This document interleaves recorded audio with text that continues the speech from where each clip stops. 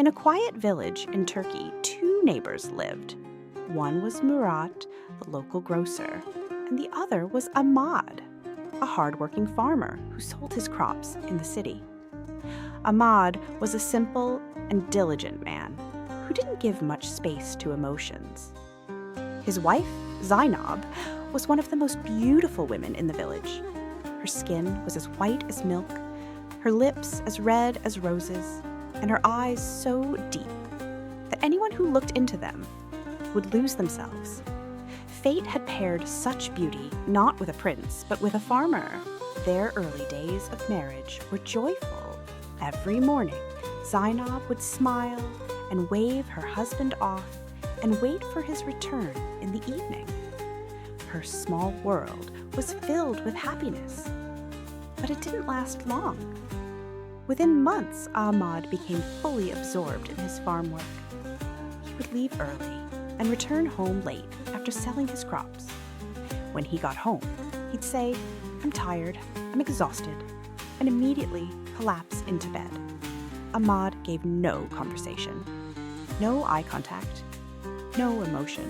Zainab would spend all day dressing up, wearing perfume, beautifying herself in front of the mirror.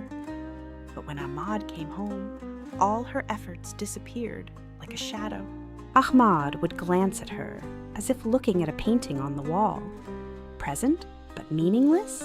Slowly, Zainab's heart began to fill with emptiness. Though she found Ahmad's exhaustion understandable, her own feelings, desires, and hopes were being silently crushed. One night, the village streets were quiet, with only distant dog barks breaking the silence. Zainab lay in bed, unable to sleep. Her heart felt uneasy. Her emotions burned like fire. She suddenly got up, quietly left the room, opened the cottage door, and stepped outside. Adjusting her scarf in the cool night air, she began to walk. The moonlight touched her face, and with each step, she felt more confident. That silent confidence, long nurtured in women, was now turning into rebellion. She saw someone approaching, Karam, the son of a wealthy village family. He was stumbling drunk, his eyes red and steps unsteady, but his face bore the marks of wealth and arrogance. Their eyes met. Zainab's gaze said something. Karam smirked and took a few steps closer. Zainab lowered her eyes, but in her heart, a decision had already been made. In a low voice, she said, "My husband works all day, but ignores me at night. If you can give me what a husband should, I'll be yours every night." Then Karam took her hand and without a word led her to the mansion. That night, behind the doors of the moonlit mansion, a relationship occurred, one that would be valid only in marriage. Zainab's shame and modesty were left behind. Perhaps her thirst had been quenched, or perhaps a new fire was lit. In the morning, Zainab quietly left the mansion. Her face was silent, her heart heavy. She returned home and lay in bed as if nothing had happened. Later, Ahmad woke up, had breakfast as usual, and left for the fields. But it wasn't just a one-night affair. Every night, once Ahmad fell asleep, Zainab would go to the mansion where Karam waited. Ahmad was unaware. He thought he was a good husband, believing he gave his wife everything. But he had long lost the thing she needed most: companionship. Days passed like this. One day, while working in the fields, Ahmad spotted an injured old man among the bushes. The old man was bleeding, his clothes torn, breathing weak. Ahmad dropped his sickle and ran to help. "What happened, old man?" The old man whispered. "Water, son. Give me water." Ahmad gave him water from his bottle, helped him sit up. The man looked like he hadn't eaten or drunk for days, or had been beaten and left.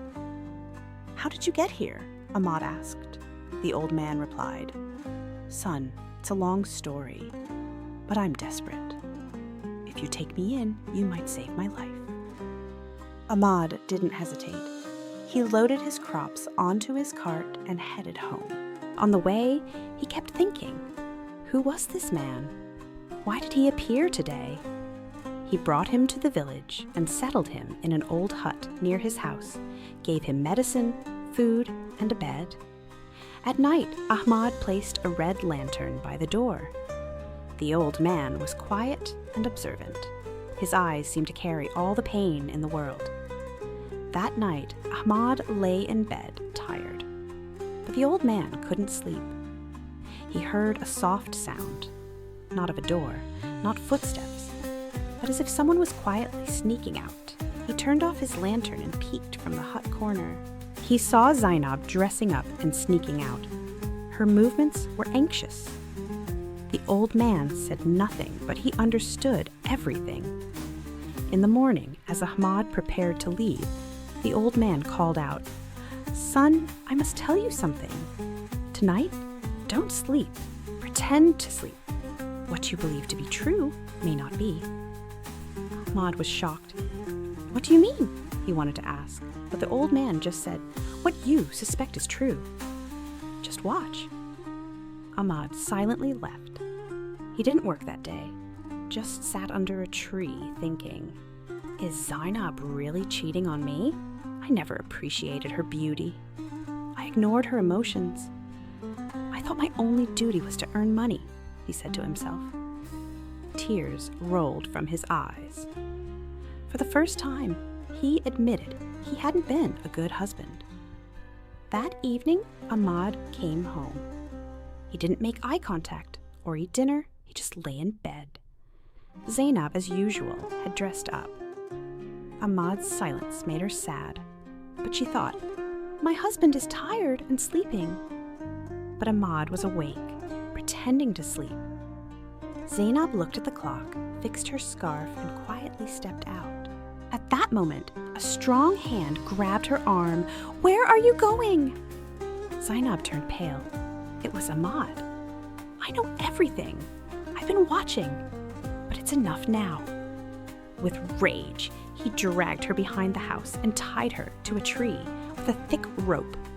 Zainab screamed, but her voice vanished into the night. Ahmad stared at her and went inside. Zainab shivered in the cold, tears streaming down her face.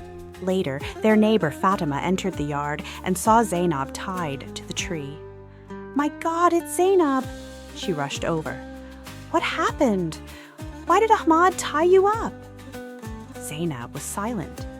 Then she said, "It's not what you think. Last night, that old man said shameful things to me. He asked me to end my loneliness with him. I refused, said you're like my father. He took revenge by telling Ahmad I was meeting someone every night."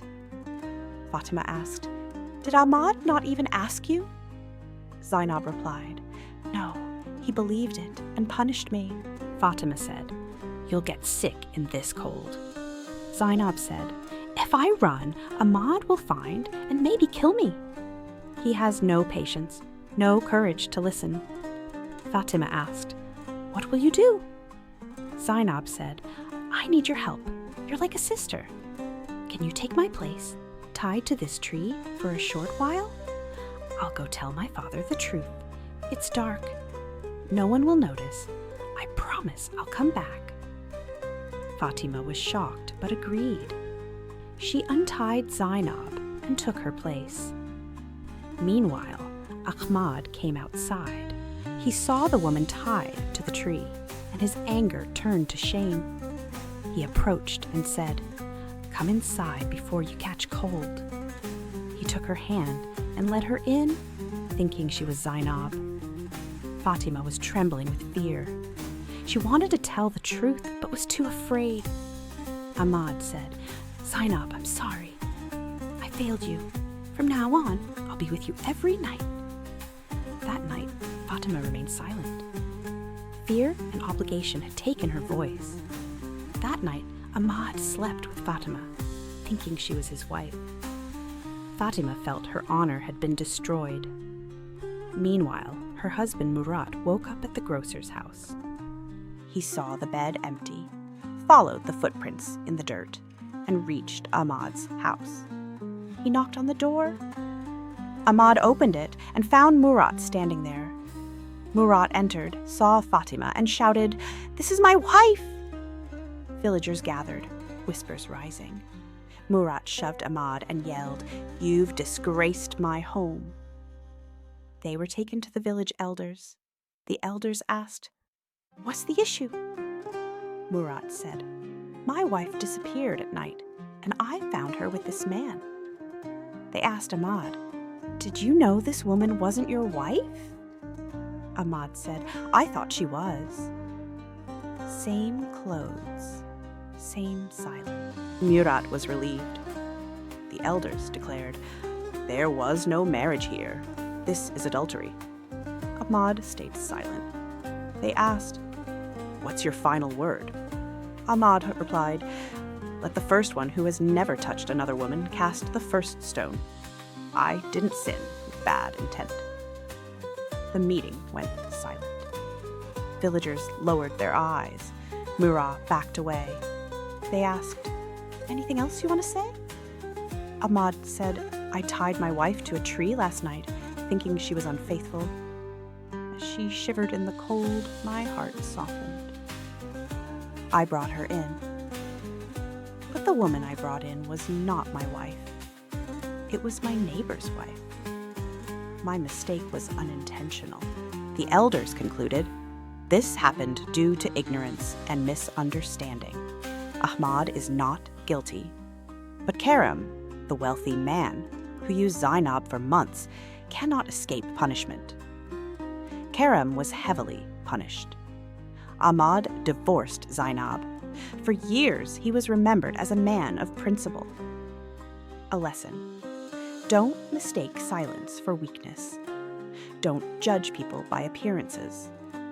Misunderstanding, suspicion, and revenge can silently destroy any relationship. May God grant us wisdom, patience, and the light of truth